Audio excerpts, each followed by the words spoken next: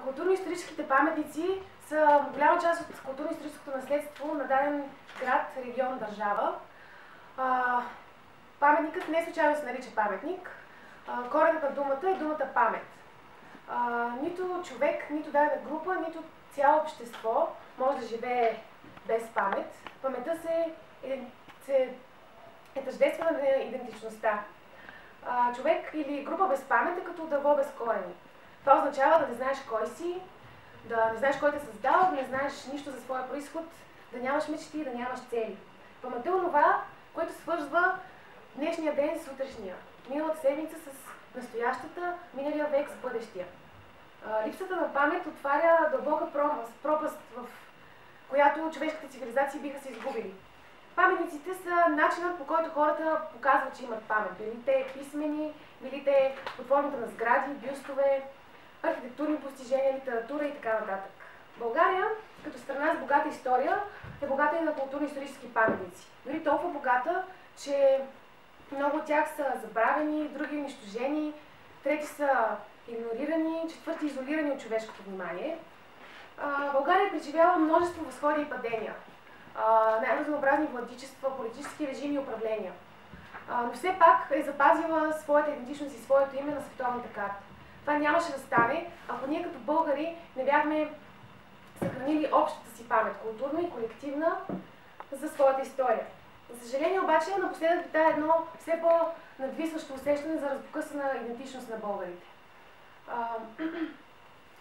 Въпреки всички традиции, които до днес днес са се съхранили, човек има усещането, че всеки гледа само себе си, че къда само за себе си, че гледа да спаси собствената си кожа. Опитваме се да намерим по-добър живот в чужди държави, загърбвайки нашето чувство за патриотизъм, за обща идентичност, за сметка на едно дали по-устойчиво или не чувство за глобализъм, за обща световна идентичност. Затова все по-рядко ставаме свидетели на дебата за нашето си, за родното, за наследството, за общата ни памет. Била тя от преди 50 години, от преди 150 години, от преди 5 века, няма значение. Това е нашата обща памет. Понякога тази памет в културата, в науката се нарича колективна. Колективът е онази институция, благодарение на която цивилизациите са се създали, еволюирали, развили, благодарение на съграждането върху вече съграденото, благодарение на реликвите, на паметниците, на артефактите и така нататък. В книгата си "Миналото е чужда страна", в изключителния превод на Милена Русков, наистина горещо ви препоръчвам да прочетете тази книга, историкът Дейвид Лоуентал казва, че артефактите непрестанно биват изтривани, независимо от дали ще бъдат внезапно разрушени от земетресение или наводнение, от война или под някаква форма на иконоборство, или просто бавно ще бъдат унищожавани от ерозия. От миналата седмица винаги остава по-малко, отколкото от вчера. Именно това трябва да имаме предвид, когато се обръщаме към културно-историческите паметници. Те все някога ще загубят своето значение. Новите поколения винаги ще се интересуват от новото, ще се граждат новото.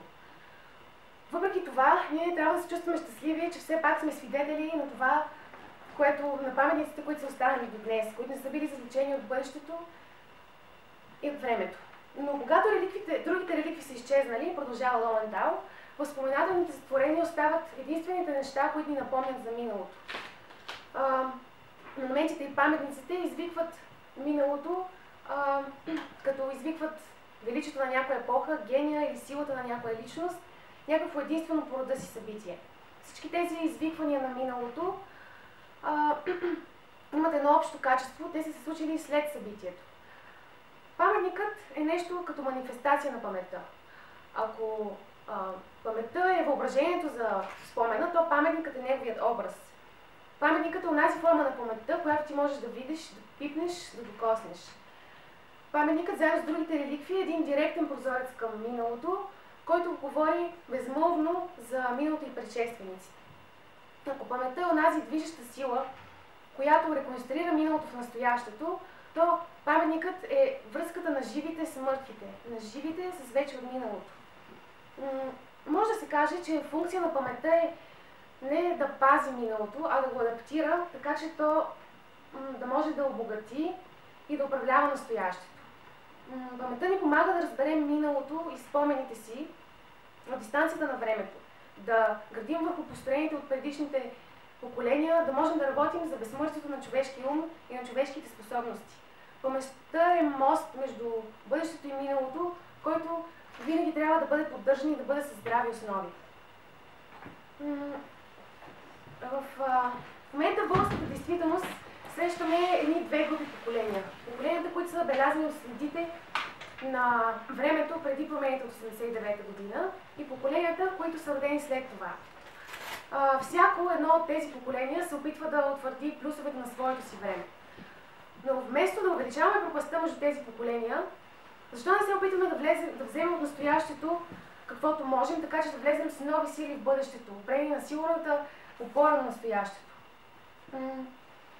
Настоящето, което не взима страна, успява да отсява добрите и лошите страни. Настоящето, в което новото поколение се учи от старото. Настоящето, в което обществото не забравя и не неглижира важни за него моменти от миналото, а ги признава като част от културно-историческата си наследство, от своята история, от своята идентичност. Паметниците и културно-историческото наследство има своето значение като наднационално културно наследство за една държава, която прави крачки към интегриране към европейското пространство. Ето защо е време да се обърнем към корените си и да потвърдим своя произход, своята история, за да може нашето културно-историческо наследство да заеме мястото в света, което заслужава. Има редица доброволни организации, които вече са се заели с това. До голяма степен с незнанието на по-голямата част от българския народ. Това са Сдружените организации за исторически реконструкции, като имаме един жив пример, присъстващ тук пред нас. Тези организации полагат усилия почти изцяло само доброволни. Тук там е с финансовата подкрепа на страната, но това се отнася с събития, които са изцяло и само включени в националния културен календар на страната. Тези хора полагат големи усилия историята, историческите важните моменти за историята на България да оживеят в очите на хората, за да могат те да не бъдат изтривани от архива на националната ни памет, от общата история. Страната ни би могла да придобие своята идентичност благодарение на една насочена към бъдещето воля, подплатена с конструирането на едно общо минало. Това би могло да стане чрез символни припомняния, под формата на чествания, годишни ритуали, които да могат да дадат поводи на поколенията да се вживеят в спомена. Именно такива годишни ритуали много често използват гореспоменатите организации. Почти изцяло доброволно, най-вече от любов към историята, от желанието за съхраняване на паметта. България има множество символи на паметта. За да може да се възстанови връзката между поколенията и общността да вярва в себе си и да влезе с увереност в бъдещето, тези символи трябва отново да се свържат с националната памет. Живеем в свят на глобализирани медии и икономика, където националната ни памет намира все по-малко време за да обърне внимание на себе си. Въпреки това, символният капитал на нашата страна е достатъчно голям и силен, за да може да обедини хората около общи възпоменателни практики, където да може чувството за обща идентичност да се засили. Египтологът Ян Асман в културната памет твърди, че паметта се съхранява в комуникацията. Бъде ли тя прекъсната, последицата е забрава. Комуникацията може да бъде в различни форми. Устно и писмено общуване, визуално изобразяване, реклама, фотография, изобразително изкуство, всички останали изкуства. Важното при комуникацията е някой друг да бъде докоснат с послание или с някакво съобщение. Ето защо нашия стремеж на неформална група български паметници да възкресим паметта като приемственост между поколенията, ние избрахме да осъществим именно чрез форма на комуникацията, и то модерна, интернет-каталог, в който да покажем паметниците като знаци на историята. Последните 20 години забелязваме по-скоро една тенденция към забрава, а не към памет на културно-историческото ни наследство. Като че ли то виси над някаква пропаст и е на път да пропадне, защото никой не му обръща достатъчно внимание. Множество културно-исторически паметници от близкото минало биват изтласквани като неважни, като неактуални, като незначителни и дори като нередни. За да може обществото да продължи напред с нови сили и с увереност в бъдещето, тази пропаст трябва да се запълни с знание, с информация, с факти. Затова, може би, заради самите нас, ние трябва да оставим дебатът за отминалите политически режими и управления да продължи, но да продължи от една различна гледна точка. От гледната точка на културно-историческите паметници, културно-историческото наследство, което тези режими са оставили след себе си. А това, което се опитаме да направим ние от български паметници, е да покажем уважението си към културно-историческото наследство на територията на България и се надяваме да го провокираме и у вас. Паметта за миналото ни навява спомени за тежки и мъчни дни, но тя таи в себе си надежда за по-добро бъдеще. Необходимо е, чрез бягство в света на своята памет, ние да вникнем в истинския смисъл на човешкото съществуване, който е подкрепен от ценностите, от великите изобретения, от великите личности, от архитектурните постижения, от наследството, от паметниците. Какво всъщност са паметниците? Думата монумент, от английски паметник, влязва в български език като монумент, идва от латинското monere, което означава припомням, предупреждавам. Войнишките паметници, които носят имената на хиляди загинали, или паметниците на незнайния войн, които са анонимни. Във всеки от тях, всеки от нас се идентифицира. Нека създадем отново общата си идентичност около тези паметници, около тази идентичност, за да дадем начало на бъдещите идеи, на бъдещите умове, на бъдещите деца. Паметниците са безмолвно съградената история, казва Морис Халфакс, която говори повече за времето, от която идея историческа бележка. Време е да си спомним знаците на нашата история, за да не потънат те в пропастта на миналото, а напротив, да създадат мост на приемственост между поколенията.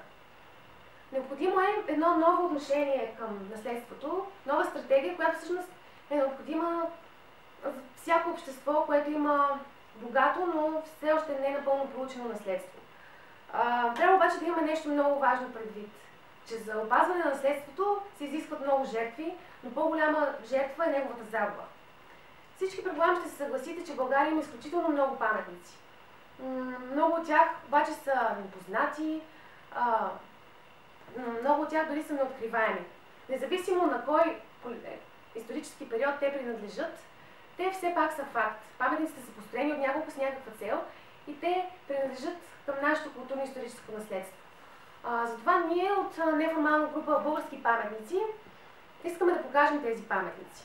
Безпристрастно ние ще ви покажем тяхното местоположение и тяхната внушителност. Надяваме се с ваша помощ да ги почистим от следите на времето и на човешката намеса и да ги оставим да ни разкажат своята история. Нека ги оставим да ни разкажат каквото имат, без да ги съдим. Ние от български паметници очакваме всички ваши мнения, препоръки за намиране на подкрепа, съмишленици, сътрудници за нашия проект, както и всички ваши забележки и коментари. Благодаря ви!